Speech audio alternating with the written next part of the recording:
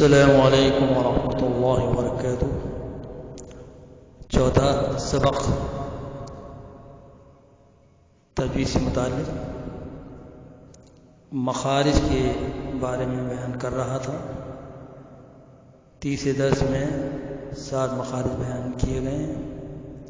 اب آگے کے مخرج میں کیونکہ دانتوں سے تعلق ہے، لہذا عربی زبان میں دانتوں کے نام یاد کرنا بھی ضروری ہے۔ اوپر کے سامنے کے 2 دانت جن کو ثنایا کہتے ہیں، اور ان کے مقابل نیچے کے 2 دانت ان کو بھی ثنایا کہتے ہیں۔ اوپر کے 2 دانت ثنایا علیا کہتے ہیں، اور نیچے کے جو دانت ہوتے ہیں ان کو ثنایا سفلا کہتے ہیں۔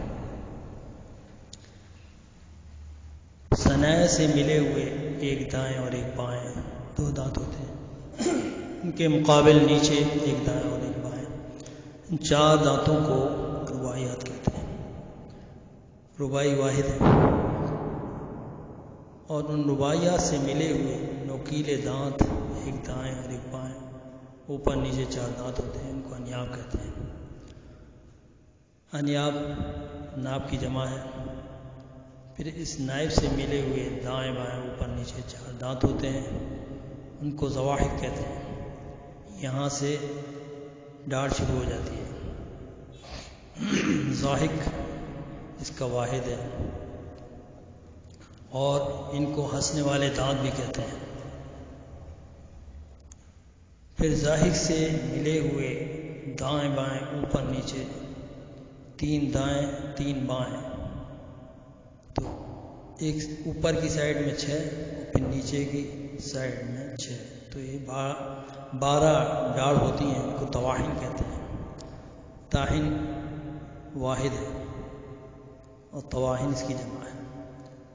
ان کو کھانا چبانے والی ڈاڑھ بھی کہتے ہیں۔ پھر طواحن سے ملے ہوئے اوپر نیچے دائیں بائیں 4 ڈاڑھ اور ہوتی ہیں، ان کو نواجس کہتے ہیں۔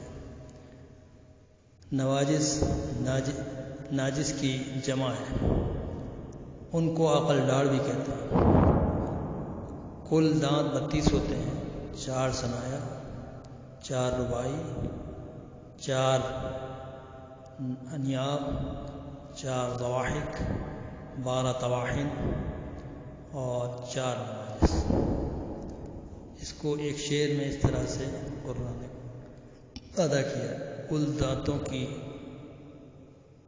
تعداد دانتوں کی ہوتی ہے 30 ثنا ہیں 4 اور رباعی ہیں 2 اور ہیں انیاب ان کے بازو میں 2 باقی رہے 20 کہتے ہیں قرہ ازراس انہی کو۔ ازراس زرس کی جمع ہے۔ ازراس اور زرس واحد ہے، ایک ڈاڑھ کو کہتے ہیں۔ اب میں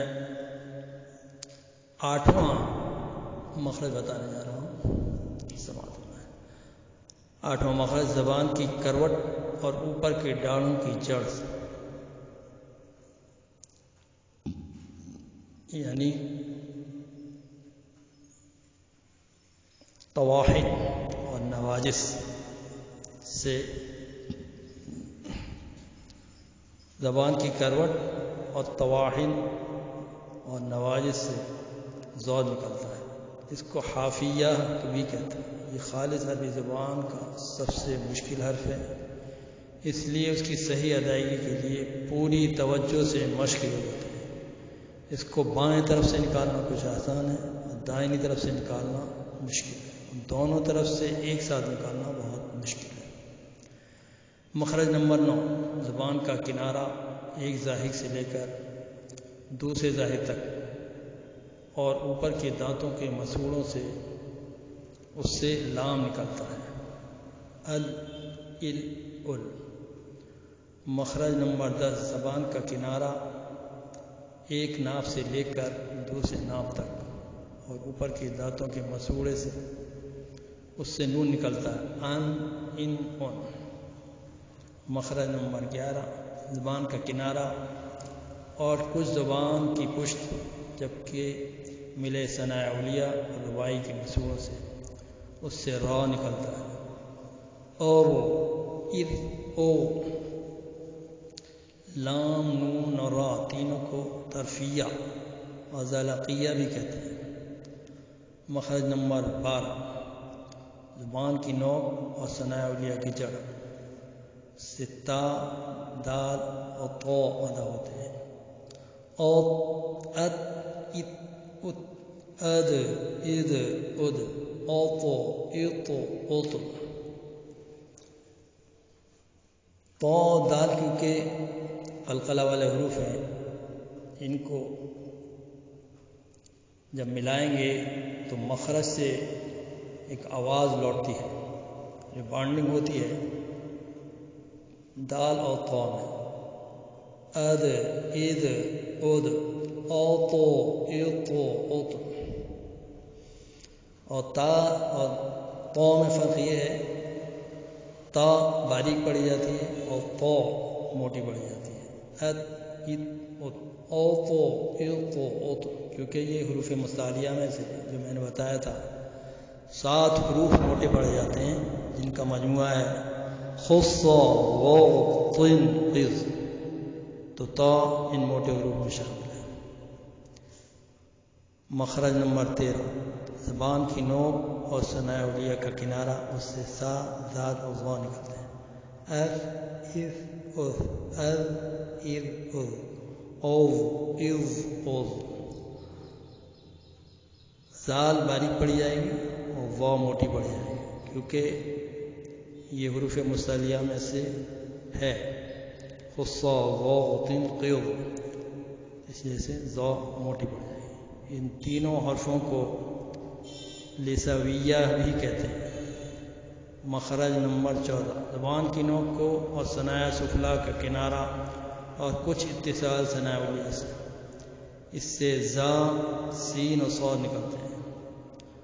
از، از، از، اس، اس، اس، اوس، اس، اس. ان تینوں حرفوں کو صفیریہ بھی کہتے ہیں اور اصلیہ بھی کہتے ہیں. صفیر کے معنی ہوتے ہیں سیٹی کے. ان کے ادا کرنے میں آواز تیز مثل سیٹی کے سے نکلتی ہے. اس، اس، اس. صاد موٹا پڑا جاتا ہے کیونکہ یہ موٹے حروف میں سے ہے، خود صاد و تنقیز میں سے ہے، تو یہ 7 حروف ہمیشہ موٹے پڑ جاتے ہیں. اوس، اس، اس، اس، اس، اس. یہ سین ہے، اس میں مگر سیٹی کی طرح تیز آواز مثل سیٹی کے نکلے گی. مخرج نمبر 15، ثناء علیہ کا کنارہ اور نیچے کے ہونٹ کی تری والا حصہ اس سے فا نکلتا ہے. If, if, if. مخرج نمبر 16، دونوں ہونٹ، اس سے با اور میم اور واو متحرک و لین نکلتے ہیں. لین اسے کہتے ہیں کہ واو سے پہلے زبر اور یا سے پہلے یا ساکن ہو، اس سے پہلے زبر ہو تو یا لین، اسے واو لین کہتے ہیں. ای، او، یو. با کو نکالیں گے، اب، اب، اب، ام، ام، ام. با کیونکہ قلقلے کا حروف ہے، یعنی قطب جدید میں سے ہے، تو اس میں جب ہم ملائیں گے با سے تو با میں ایک آواز واپس لوٹے گی، اسے قلقلہ کہتے ہیں. ریبانڈنگ ہوگی. اب، ایب، اوب. مگر ان تینوں میں فرق یہ ہے، با دونوں ہونٹوں کی تری سے نکلتا ہے، اسی لیے بحری کہتے ہیں، بحر مانے دریا. اور میم دونوں ہونٹوں کی خشکی سے ادا ہوتا ہے، اس لیے اس کو بری کہتے ہیں. واو متحرک، یعنی واو پر زبر ہو، متحرک اسے کہتے ہیں جس پر زبر زیر پیش ہو. یا واو لین جیسے او، وا. دونوں ہونٹوں کے نا تمام ملنے سے ادا ہوتا ہے. فا، با، میم، واو متحرک اور لین چاروں کو شفویہ کہتے ہیں اور شفہیہ بھی کہتے ہیں. مخرج نمبر 18، خیشو یعنی ناک کا بانسا، اس سے حروف غنہ نکلتے ہیں. حروف غنہ کا قاعدہ یہ ہے کہ جب نون پر تجدید ہو یا میم پر تجدید ہو تو ایک الف کے برابر اس کو ناک میں آواز رکھیں گے، جیسے ان، ام، یہ 17 مخرج کمپلیٹ ہو گئے ہیں۔ اب میں امید کرتا ہوں کہ آپ ان کو سمجھ سکیں گے۔ اب میں 5واں رکوع کی تلاوت کرنے جا رہا ہوں ترجمے کے ساتھ، سماعت فرمائیں۔ اعوذ باللہ من الشیطان الرجیم، بسم اللہ الرحمن الرحیم۔ یا بنی اسرائیل اذکروا نعمتی التي انعمت علیکم واوفوا بعہدی اوف بعہدکم وإیایا فارہبون۔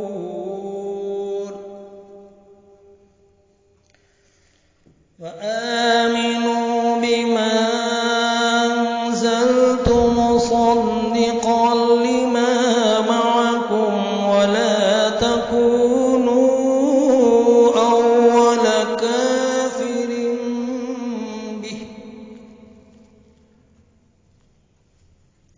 ولا تشتروا بآياتي ثمنا قليلا وإياي فاتقون۔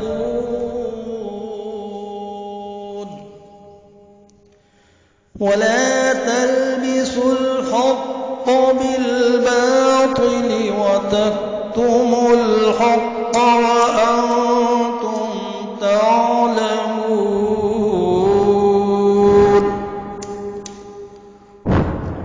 وأقيموا الصلاة وآتوا الزكاة واركعوا مع الراكعين۔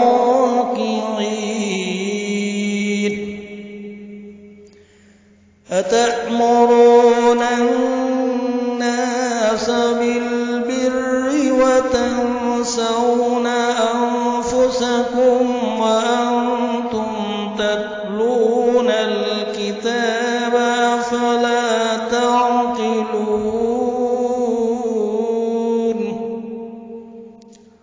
واستعينوا بالصبر والصلاة وإنها لكبيرة إلا على الخاشعين الذين يظنون أنهم ملاقو ربهم وأنهم إليه راجعون۔ صدق اللہ العظیم۔ پناہ مانگتا ہوں میں اللہ کی شیطان مردود سے۔ شروع کرتا ہوں اللہ کے نام سے جو نہایت مہربان اور نہایت رحم والا ہے۔ اے آل یعقوب، میرے وہ احسان یاد کرو جو میں نے تم پر کیے تھے، اور اس اقرار کو پورا کرو جو تم نے مجھ سے کیا تھا۔ اس اقرار کو پورا کروں گا میں نے تم سے کیا تھا، اور میں اس اقرار کو پورا کروں گا جو میں نے تم سے کیا تھا، اور مجھے سے ڈرتے رہو، اور جو کتاب میں نے اپنے رسول محمد صلی اللہ علیہ وسلم پر نازل کی اور جو تمہاری کتاب توریت کو سچا کہتی ہے اس پر ایمان لاؤ اور اس سے منکر اول نہ ہو، اور میری آیاتوں میں تحریف کر کے ان کے بدلے تھوڑی سی قیمت یعنی دنیاوی منفعت نہ حاصل کرو، اور مجھ سے ہی خوف رکھو اور حق کو باطل کے ساتھ نہ ملاؤ، اور سچی بات کو جان بوجھ کر نہ چھپاؤ، اور نماز پڑھا کرو اور زکوٰۃ دیا کرو، اور خدا کے آگے جھکنے والوں کے ساتھ جھکا کرو۔ یہ عقل کی بات ہے کہ تم لوگوں کو نیکی کرنے کو کہتے ہو اور اپنے تئیں فراموش کیے دیتے ہو، حالانکہ تم کتاب خدا بھی پڑھتے ہو۔ کیا تم سمجھتے نہیں؟ اور رنج و تکلیف میں صبر اور نماز سے ہی مدد لیا کرو۔ بے شک نماز گراں ہے مگر ان لوگوں پر گراں نہیں ہے جو عجز کرنے والے ہیں، جو یقین کیے ہوئے ہیں کہ وہ اپنے پروردگار سے ملنے والے ہیں اور اسی کی طرف لوٹ کر جانے والے ہیں۔ وآخر دعوانا الحمدللہ۔